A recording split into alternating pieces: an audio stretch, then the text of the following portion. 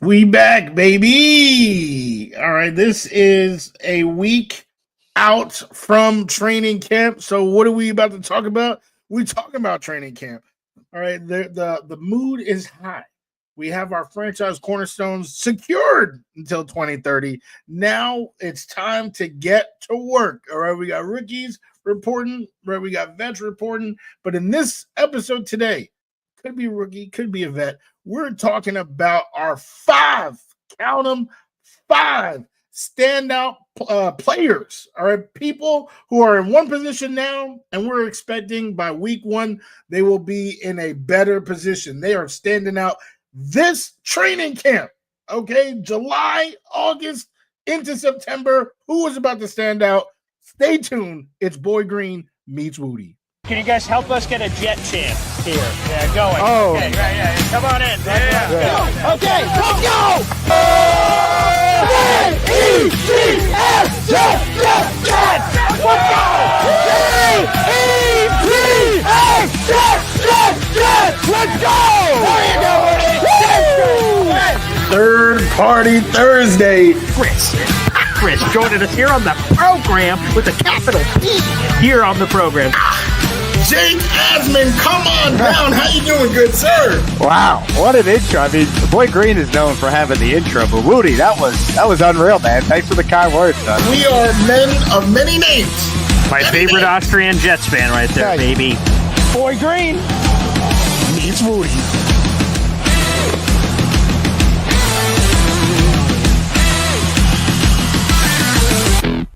Welcome to another episode of Boy Green Meets Wudi.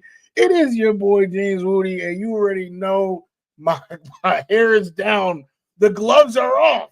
We are Wudi, rocking everywhere. Now, I'm not a surgeon, Boy Green. It's a boxing glove. Right? I'm not asking anybody for a scalpel. Yes.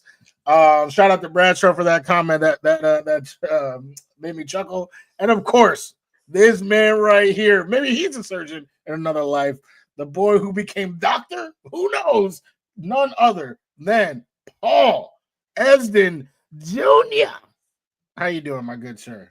Well, I feel bad for anyone who's about to be on the operating table. That could lead to some difficult decisions and situations. But nonetheless, I'm ready to get surgical here on the program.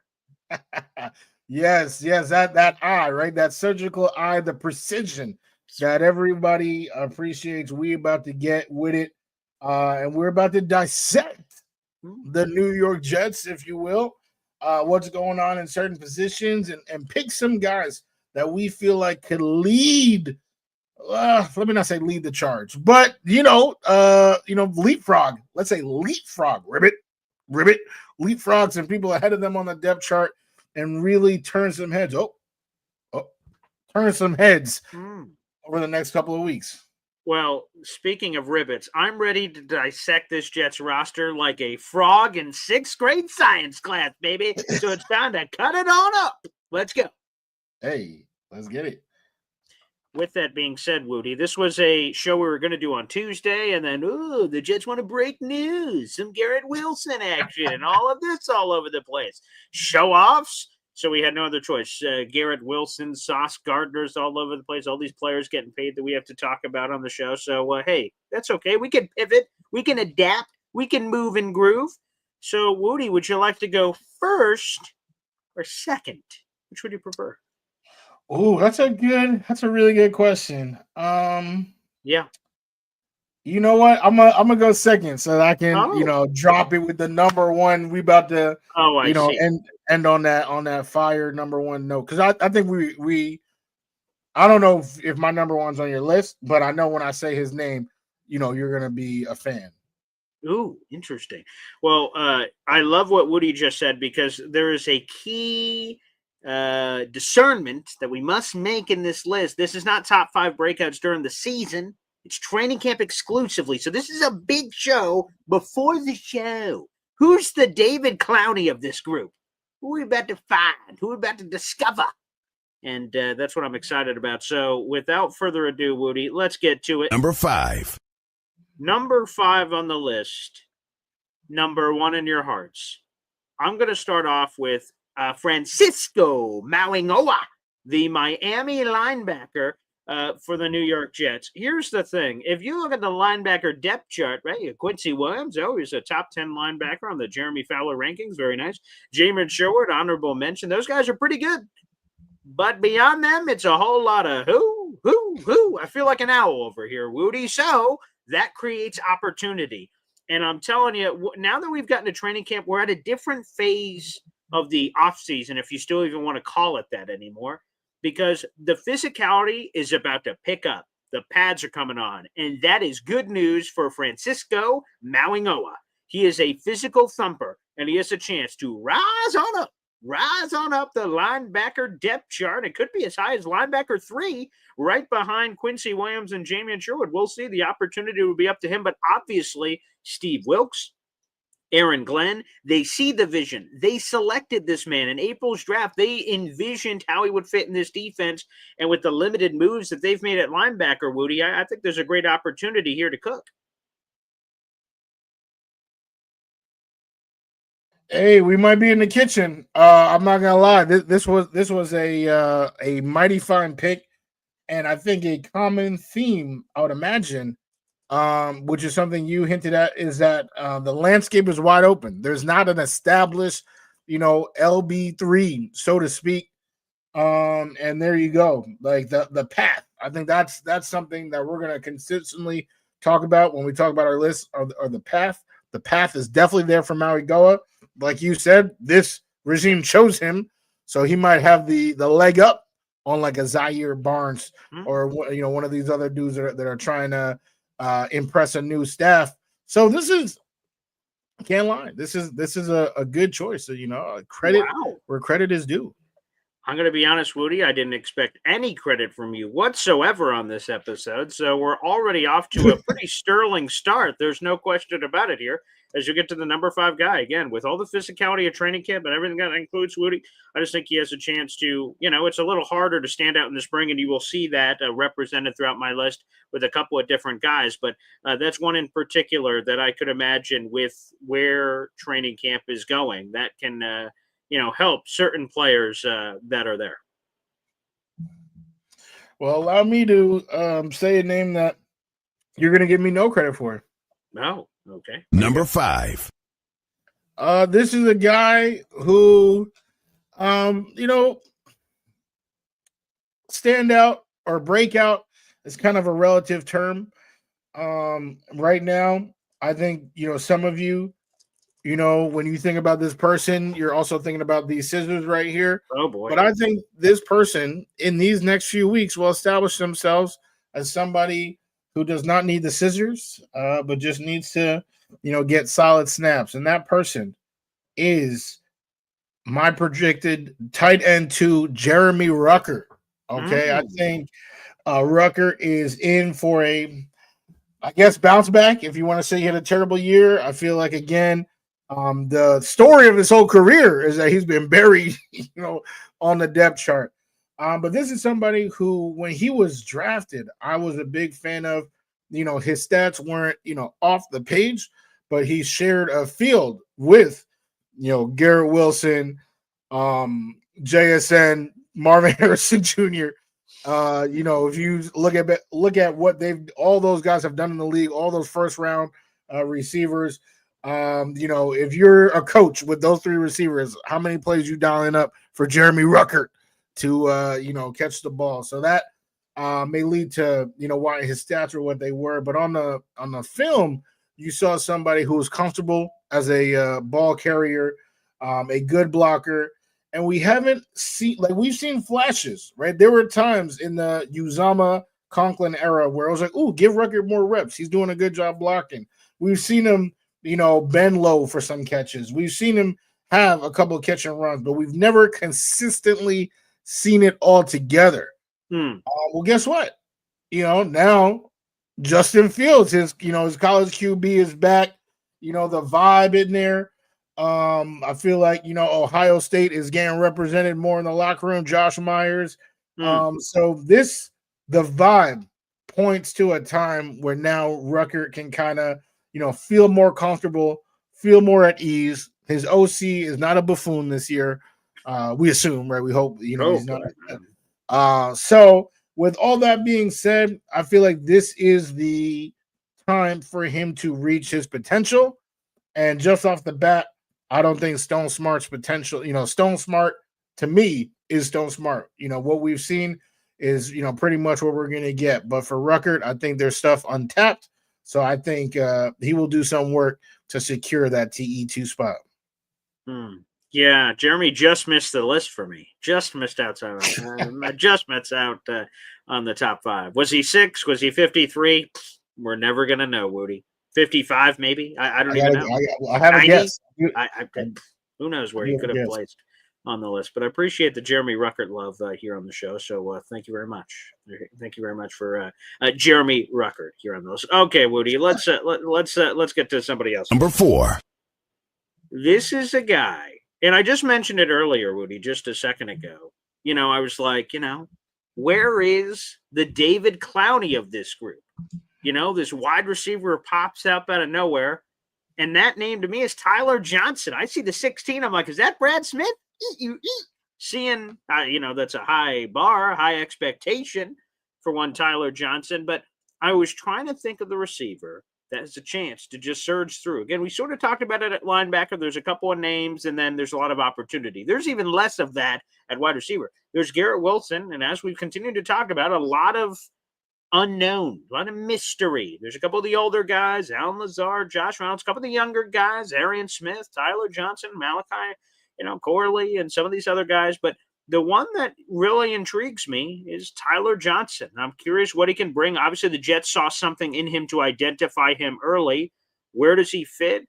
I'm not saying he's going to be the Robin to Garrett Wilson's Batman. That, to me, would be a little bit aggressive. But he seems like a versatile guy, and in limited opportunities, he's shown some of those flashes, which is pretty exciting. So, I got to get a wide receiver in the top 5. I'm trying to find my next David Clowney. Could it be Tyler Johnson? And if it is, I hope he gives us more than David Clowney gave us in the regular season. Hopefully he gives us some of that both in training camp and the regular season combined. That'd be nice. Wow. I did think about Tyler Johnson. Ooh. Okay. Because, like you said, the receiver room, it's wide open. After, my guy Alan Lazard, who knows? Who knows? Could be wide receiver 3. Maybe somebody can even leapfrog. Oh, my guy Alan Lazard, but probably not. No. But there's definitely some names here, and I think you might have chose the wrong one. You think I chose the wrong one? Is what you're saying? Yeah, you might have. Okay. Well, number 4. I guess let's get right to it then. Let's put your money where your mouth is, boy. Well, today we said that Paul was the boy who became doctor. Sure. But usually what we say is that he is the boy who became king. Oh, on this episode, we are referring to one king, and that king is the Yak King, Malachi Corley. I think he is somebody who, as a fan base, we haven't seen too much, but we know what he can bring to the table. This is somebody who Aaron Glenn talked about, from his college days. Get him the ball in space. So there's a couple things here. One is, okay, let's see what he can do with screens, and that's what AG specifically said. That means screens. Just finding ways to get him the ball, with room to run. Another way to get people the ball in space is in the return game. I know he initially had no interest in doing that, but with his career hanging in the balance, can he put some pride aside and, offer up some reps as a returner? That might be a great way to keep him in the mix as he tries to figure out, the nuances of the route tree. So because he has these 2 different avenues that can lead to success, and I know he has the drive, right? He wants to do this.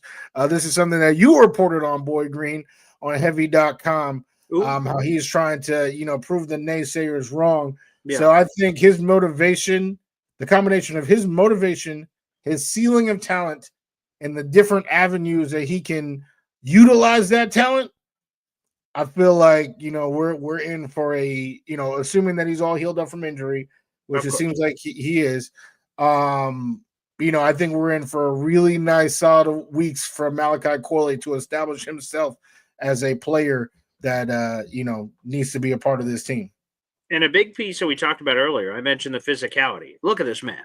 He is swole up, as kids say. Yoked up, jacked, ripped,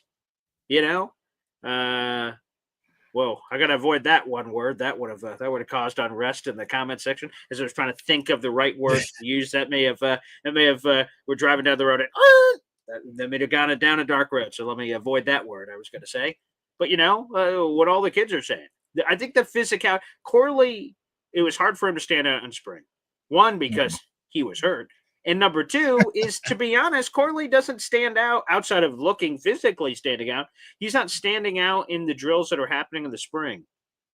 Where he will stand out, if he's going to, is training camp, where he's bumping and running, and you're seeing him in action. You're seeing the Yak King, quite frankly, get the yards after catch, get the yards after contact, and become a running back at the wide receiver position. And hopefully we see that in the preseason too. I think that's what really can unlock Malachi Corley's future. So I like the pick. I didn't put Malachi Corley. Just missed outside on my top 5. Just missed out. Yeah, sounds like he was number 48. Yeah, he could have been. Could have been. Could I address something real quick before we get to please? Yeah. Number 3? No, not with Corley. Oh, okay. I just want to address our guy Sean Sharp, who shared his top 5 with us. Did he? Okay. Yeah. I just wanted to say, like, with where Boy Green and I were coming from this top 5. Oh yes, is people who are not atop the depth chart that can climb up. People that are on one place in the depth chart that through training camp and hard work and all this type of stuff can turn some heads and improve their stock. So all these people right here, they're all pretty much the top guy in their on the depth chart. So for these, or actually, I guess not Jalen. Yeah, I was just about to say, who the hell is Jalen Brandon? But no, sorry. No. Shout out our guy. He commented back. Braylon Allen is who. I see. So everybody else, like, they're all confirmed starters. There's really nothing in training camp that they're going to do to improve their standing with the team. We could just be even more excited about Will or Olu or something like that. Besides Braylon Allen, aka Jalen Brandon. I will say my ass wasn't going to get knobled. Okay, we were going to go, that Jalen Brandon guy, he's a guy to watch out for in camp. I wasn't going to start talking about some guy that does not exist. But I will say there's one exception. So Wudi painted what our top 5 is going to look like. There's one exception to that coming up later in my list. Okay. I like to cheat, so I just want to make sure that is, fully out there in the universe here. I'm getting chords mixed up over here. So, Sean, but I appreciate the top 5. And you guys can continue to share your top 5s. Feel free. We're streaming live in 5 different locations. My YouTube, Woody's YouTube, my Instagram, his Instagram, and on Twitter as well, @BoyGreen25. So, feel free, even if you're not watching this live, you're watching after the fact. Me and Woody will react to a bunch of your top 5s if you guys send them in the comment section, and we'll share some additional thoughts. So, keep those coming here on the program, but we'll get to that in a little bit.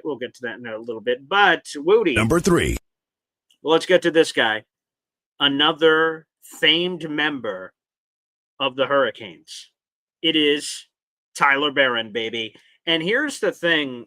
What I tried to look at in this list is who has opportunity, right? Like, let me try to think of an example. Obinna Easy, if I'm going to throw that name out there, is a very talented player that's bounced around the league. But boy, the opportunity, no matter what he does, seems nearly impossible to make the 53-man roster. So to make him as a top 5 breakout candidate to miss the roster, I mean, sure, he'd make that list. Sorry, the random strays the Easy family is taking right now. But, I tried to find where is their opportunity on the roster and where are there players that could take advantage of the opportunity. And to me, I'm going to pick another rookie here in Tyler Barron, who started his college career at Tennessee. He was widely, heralded coming out of, he grew up, born in Knoxville, Tennessee. So Tennessee seemed to be the natural fit for him. and he ends up playing his final collegiate season at Miami. He's got potential. Now, some people would also say that some of his numbers are a little juiced. He beat up on bad teams for some of his sack production last year, which if you see raw numbers, you're like, oh, and then you comb through with some of those advanced analytics and data, you're like, oh, I see. But again, I'm also going to trust this Jets defensive coaching staff, Aaron Glenn, and even though Dre Bly plays in the secondary, just a whole staff in general. We could start name dropping everybody. But Steve Wilkes and Aaron Glenn, who are the two straws that stir the drink as it pertains to this entire unit, they see something in Tyler Barron. There is plenty of opportunity. Sharp's list included 2 pass rushers, Jermaine Johnson, Will McDonald. Those are the 2 starting defensive ends, health all being considered, knock on wood. So who's the third guy? That third guy is still in question. I think Tyler Barron has some opportunities. And those are some of the, Wudi loves using the iron sharpens iron cliche. Well, battles against Olu Fashanu, battles against Armand Membu, those are great opportunities for some of these young pass rushers. So Tyler Barron really excites me. He's obviously young. He's intriguing. He was a 5th-round pick. He was the final pick of the Jets draft class, and they traded up to get him. He intrigues me greatly, and so do all pass rush specialists for that matter, because, again, opportunity. Yeah, I mean, that's definitely the concurrent theme here. We're going to keep saying it. So far, every name so far has an opportunity, right, with, not that high of a pecking order established above them. And this is another fine pick. I would say it's almost identical to the Maui Goa pick. That, okay, you got your 2 established guys that, we all love. Who's the next one in waiting? There's a whole bunch of guys, but hey, this guy was picked by this regime. So right off the bat, that person kind of, you can assume, has a leg up versus the other guys. So pretty sound logic, as rookies, who knows, just a guy like, we kind of over the preseason, like Brady McGregor or Eric Watts, maybe those guys, being in the facility an extra year, bulking up, might have an advantage physically. But again, those Tyler Barron was chosen by this regime. Yeah. So, yeah. Before we move on, Wudi, did you know that you have something in common with Shane Gillis and Caitlin Clark? Oh my god! First of all, I haven't nailed a lot of threes. I don't like fighting black women at Waffle House, so I'm not sure where this is going, Boy Green. Number 3. Hitting threes, baby. Let's go. Number 3 on the list. Yeah. Oh my god! Horrific joke. Oh god! A couple of Midwesterners that have banged some threes. Wow. I'm not even from the Midwest, New York, baby. Come on now. It's in your blood. Yeah. And here, number 3. Yeah. So this number 3, this is a guy who is probably on no one's radar. When he was added to the team, he was on everybody, blip, right? Just everybody's radar for that one day. But this is super important to me, right? Because the game can be impacted greatly by the kicking position. 2 years ago, our leading scorer was our kicker, which is embarrassing, and I will continue to remind us of that embarrassing stat until we get better as an organization. And this might be the first step in getting better, is Harrison Mevis. No relation to Darrell Revis, but similar sounding names. They call him the thicker kicker. That is not something that I will be saying. Look at that, buddy. Yeah. But that's also something I wouldn't be saying. But here's the thing: this guy, he's hungry, and I didn't mean that. Oh, no, I didn't even mean that. As it was coming out of my head, I was but no, in all seriousness, nice. Okay. This is the guy, right? He was signed by the Panthers a little while ago. Did well in preseason. Yep. But they had Eddie Pinheiro, so it's just okay. Thank you for your time. So they punted his ass, is what you're saying. I don't know if it was a punt, could have been an onside kick, but whatever it is, he was no longer on the team. Did well. this most recent season in what is it, the USFL? UFL now because USFL okay, combined. they taking out letters. All right, That's so the it. UFL. Yeah, can I buy a vowel? Yeah. But he did real well, and this is no disrespect to Caden Davis, because again, and I feel like this is kind of what this whole exercise is. You look at a lot of names, and it's like, well, how do you choose one name over the other? Well, really, I just think based on his journey and what he brings to the table, he is a long, like a deep ball kicker. Somebody who's already felt that pain of getting cut, trying to scratch and claw somewhere else to get this opportunity. Which Caden hasn't really gone through that process yet. I think Mevis will be the guy, and I think he's gonna break out. I think week 1, Harrison Mevis is gonna be the kicker of the New York Jets. Well, I can see he's already breaking out of that shirt. A lot of bad jokes. But here's the thing: thicker kicker, long ball, deep ball. I mean, you've been going in some weird places, Woody. Some very weird places. But that's okay, man. We forgive you. Yeah, Mevis. By the way, also for people who forget, that was Darrelle Revis's nickname for being so selfish. People called him Mevis, and now we got a real player named Mevis. So that's kind of funny how full circle that went. But hey, look at this. It's our boy K-Brock here. We're sending in a member shout out here on the show, which means, Raya Luna. Wow. BG and Wudi in the building. Look at that. BG and Wudi, no better combo. Can't wait for October 5th. And of course, what K-Brock is referencing is our Jets Cowboys tailgate extravaganza. And it just keeps getting so exciting, Wudi, as we continue to look ahead to this event. Throw it up here on the screen, baby. Jets Cowboys, week 5, Sunday, October 5th. Me, Wudi, and 49 other, because the numbers are growing, baby. Other Jet fans are all going to be in the parking lot and tailgating ahead of this game. Thank you to Chef Kevin Gilbert, who's catering all the food for that event.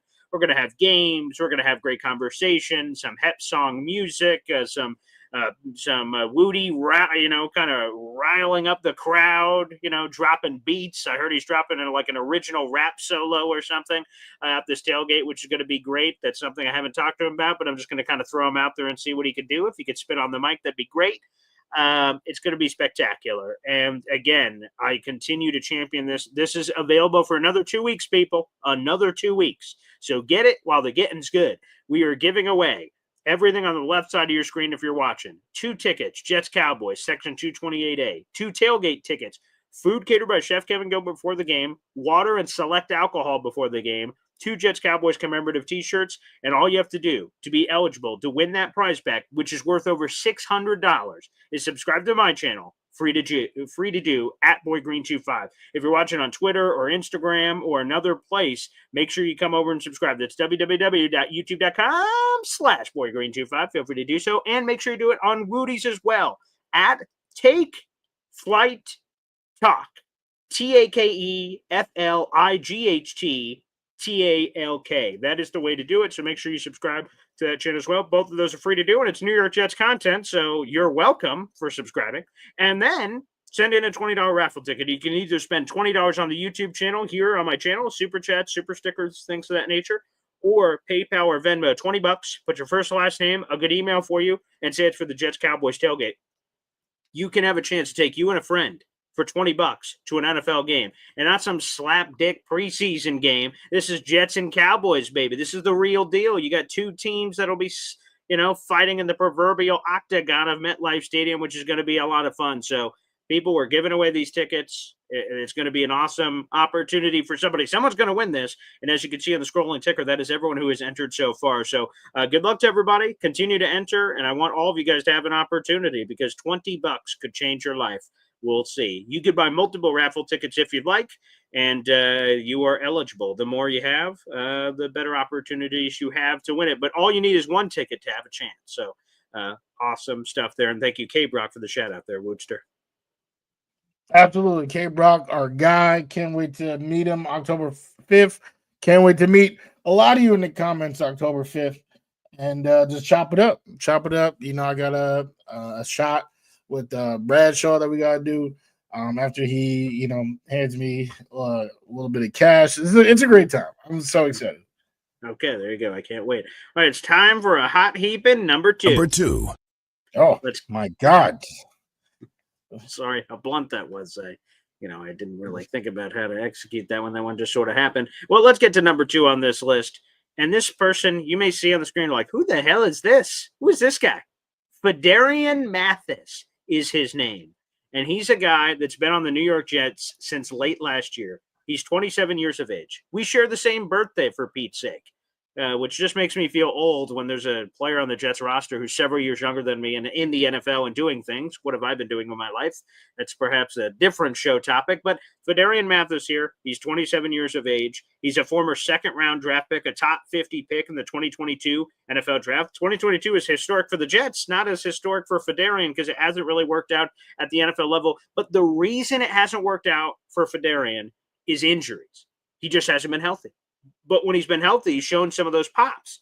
He gets cut by Washington last year, and Phil Savage, who served as the interim GM for a handful of weeks after Joe Douglas got the pink slip, one of the moves he made is acquiring Phidarian Mathis off of waivers. Now, it might mean nothing, and he doesn't make the team, or it might mean something. And this is like a hidden gem ghost that ends up delivering for the Jets, a throwaway move that not a lot of people thought about, and then he turned around and all of a sudden he's here. So Phidarian Mathis, number 2 on the list, a defensive tackle, could be lining up next to Quentin Williams. No one's talking about him. I'm really excited about this young man. Obviously, he's talented. Again, it's all been about injuries, so the physicality should show through during training camp. A lot of these guys are going to get a whack at the apple and a whack at the pinata here in camp. Another solid line of thinking. Definitely the defensive tackle next to Quentin, in my mind, is an open an open position, open competition. And my favorite thing about what I hope this regime, they've said it, and we talked about honesty last episode, so we have no reason to distrust what they've said so far. They said it's a meritocracy. So in that scenario, it's simply the results. So Phidarian has pretty much just as good of a shot as anybody else to, take that spot. So again, very solid line of thinking. And it's definitely a position that, I will also talk about on my list. Okay, beautiful. Before we do, real quick, I'll just give a shout out because I see Havmo's in here. He's talked about this for a while. He's a Jets fan. His wife is a Cowboys fan. He's trying to get her to come to the game. By the way, you guys can continue to straight up buy tickets from us all the way through the event. What I can no longer guarantee, which I could through the first couple of months, is guaranteed to sit next to us.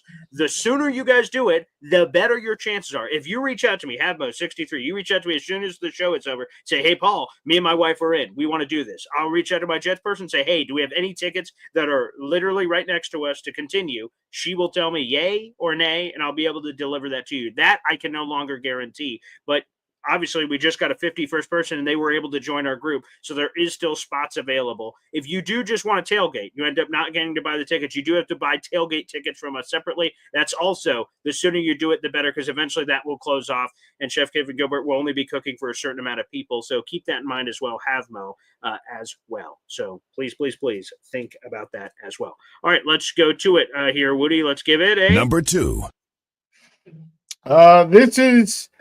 I remember Boy Green said before when we were talking about the depth chart and these are people and climb up. This is a person who I think is going to climb up. But you would think that the starting situation is pretty much secured. Of course, contracts definitely impact that, right? You paying a guy X amount of dollars. The expectation is that person is a starter. But again, if I'm trusting the words of our coach, Aaron Glenn, then I gotta say it's a meritocracy and it's results. And there's no secret. I wish my guy Dano was here because he loves to rag on me for this, but it's no secret that my least favorite signing this offseason was the Brandon Stevens signing. But right here, we got AZ Thomas, who is shut down. This dude is locked down. Tremendous athlete. I mean, his technique, mirroring hips. What I've seen this boy do, he's incredible. So when you go against a team like the Dolphins that have that 1-2 punch of Reek, if he's playing, I don't know what's going on, and Waddle, you need two guys. You cannot have, sauce and barbecue chicken. You can't have it. You need two lockdown guys. And with the fact that our receivers aren't that deep, you want to talk about iron sharpens iron. Well, the reverse of that might just be a straight up training camp barbecue chicken alert as AZ is matching up with Tyler Johnson, matching up with, Josh Reynolds and just shutting these guys down. I think he is going to turn a lot of heads, and I think he's going to, force his staff to make some tough decisions because I think he is a stud. He's a star. He is I think he's a starting caliber player in this league. So I think if anyone is, not sure or, confused about that, there will be no confusion after training camp. I think he's about to have a spectacular few weeks and really light that fire under Mr. Stevens. I also like that bling bling he's got around his neck. We're not getting a great look at it from behind, but there you go, Azaria Thomas making some noise. All right, let's quickly go to number one. And I told you that there is an exception to this rule, but and you guys may just say, Paul, you're cheating, you cheating bastard, and maybe it is. But this guy, I think, ends the speculation.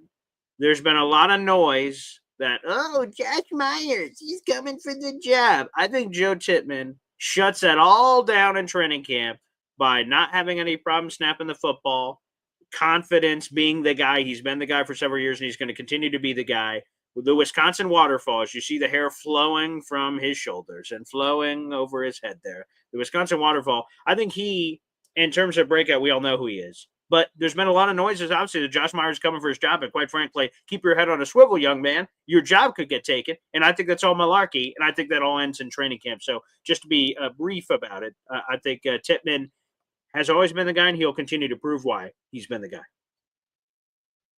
Nice. I know this, every single time we brought up the Josh Myers on his heels, I know you've been very adamantly against all that, very dismissive. So I didn't even think about Tip, so I'm happy for you, standing to your guns, sticking to your guns, adamant, hey, get this, Myers out of here. But we'll see, because he already did have a snafu in the spring. So we're gonna see. And again, I brought it up the last couple of times, so I'll just say it again this time. The meritocracy is that we can't get caught up in who's drafted where, what this person's making. It's the best product gets on the field. So I'm definitely rooting for Tip. He's a great center, but I will also trust in AG if he goes to Myers. And by the way, I've got no problem with the meritocracy because, again, Tippmann will prove why he's the guy. And Johnny Boy, sure, you can never forget just the tip. Thank you very much for that one. All right, let's go to your number one on the list. Number one, this is a position I have talked about pretty much since the beginning of last year. Wow. And they refused to address it properly. They did not draft anybody at this position, despite me thinking that it was a top 2 need on the whole roster. Instead, they gave us Derek Nottie, who has been terrible according to PFF for the last couple of years. So, to Boy Green's point a little while ago with Fedarian, this is a spot that is wide open. And allow me to insert Leonard Taylor III into the discussion. This is, my pick. I'm rooting for him. I think he has the capability, ever since he was a Jet, I likened him to Bryce Huff, who is just, high motor, great dog, and, just working hard, just getting better and better, plugging along and becoming somebody who can earn the type of contract that Bryce Huff earned. After that, on a different team, it's not up to us. So if you want to say, well, Wudi, what's the point of that? Because Bryce, well, guess what? Um, he had a great run with the Jets, and I don't think anyone would dispute that. And I think LT3, that's somebody else who's coming up, fighting, scratching, clawing for everything, high motor, high discipline. And I think that this can be a guy, and we've already seen that this regime has no problem paying their own.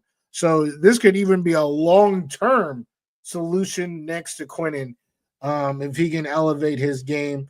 And, I'm looking around at everybody in that room. I don't think anybody is a better defensive tackle than Leonard Taylor III. So that is my pick. I feel the most confident in him, and I'm definitely rooting for him. And I think he's the guy.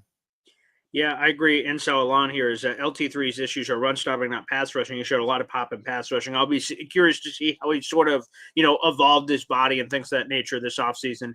It should be very interesting. Well, those are our top 5 lists, Woody. We're about to sign off, but I just want to address one thing from my morning show real quick, if you don't mind. There got some weird there on my morning show, and Incel Alon is here in the chat. So I just want to sort of make this statement for both Boy Green Meets Woody on my side and Boy Green Dale and any other show I do real quick, is that people have talked about banning people on the show for amounts of money, and I love money, and why wouldn't you want to do that? But I just want to make this a very fair thing. So Incel Alon, you almost banned this morning because someone wanted to pay a $500 bounty for you to be off the show because they find you trolling and annoying and things of that nature. After sitting on it all for the last couple hours and so on, I just want to say, unless people are doing some racial stuff or some sort of crazy ass shit that is clear and obvious past the line, we will not be doing any more permanent banning or anything of that nature on the show.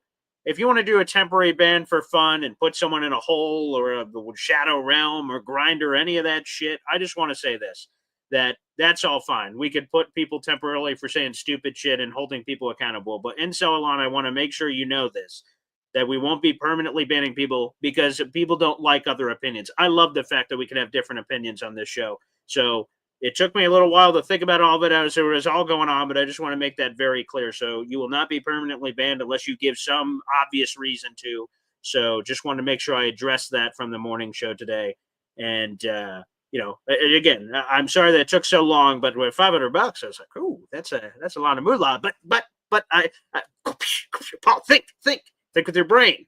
And as alluring as that is, I think that's a cool thing that we all have different opinions. And thank you so much for your support and so along on all of our programs and commenting throughout the entire show. So, Woody, I know that's weird and a weird aside, and it was from this morning show, but I just wanted to sort of address that because that could come up on future shows and things of that nature. So I just wanted to lay that down on the line. Yeah, I mean, we're talking Jets, so if that's what you're here to do, is talk Jets. All right, let's talk. So yeah, I'm in a complete alignment there. If you hear you asking some nonsense, and I've seen it, for sure. Let's start a conversation on this, political topic or any other sort. Right. This is a Jets show, so we talking Jets. Come on now, we out here, we here to talk Jets. Happy birthday to Havmo. I think he said earlier that was birthday dinner. So to happy speak. birthday, pal. So yes, enjoy. Hope you get whatever type of dinner you want. And I appreciate everybody in the chat. You already know that.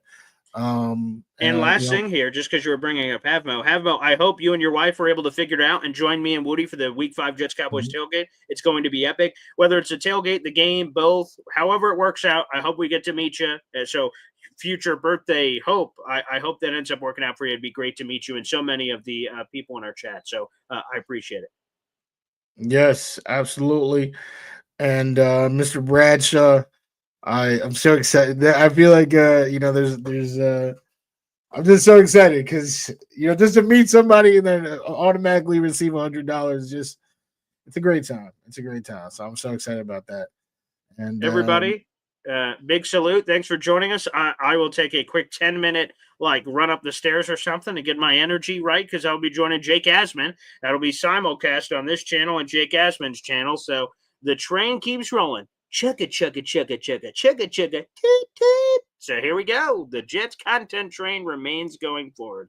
Wudi, I'm looking forward to it. Rookies report in 2 days. Veterans report at the beginning of next week on Tuesday, and practices are here. So let's go. Absolutely. The time is picking up. It was, they say, the dead zone. Hey, we was alive the whole time, baby. And now, check that pulse. Hey, we good. It's We there. good. Yeah. We definitely, we keeping it rocking. Now we about to cover training camp, all that type of stuff.